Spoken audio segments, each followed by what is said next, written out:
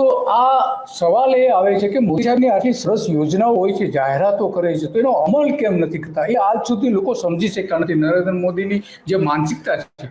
કારણ કે ગુજરાતમાં આવા હજારો પ્રોજેક્ટ એમણે જાહેર કરેલા છે. આપણે કાલચક્રમાં આ જ પ્રકારની આપણે વાતો કરતા હોઈએ છીએ કે મોદી સાહેબ વચનો આપે છે, જાહેરાતો કરે છે, પ્રોજેક્ટ રજૂ કરે છે, પરંતુ એનો અમલ કરવાનો આવે ત્યારે ખબર નહીં શું થઈ જાય છે નરેન્દ્ર મોદીને કે એનો અમલ કરી શકતા નથી.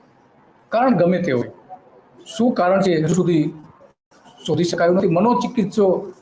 ચિકિત્સકો કદાચ શોધી શકે કે નરેન્દ્ર મોદીના મગજમાં શું ચાલી રહ્યું છે, શા માટે આવી જાહેરાતો કરે છે, લોકોને શા માટે ભ્રમમાં નાખે છે, શા માટે જુઠ્ઠું બોલે છે. 15મી ઓગસ્ટ 26 જાન્યુઆરીએ આવા રાષ્ટ્રીય પર્વ વખતે જુઠ્ઠું બોલે છે. કેમ આવું કરે છે?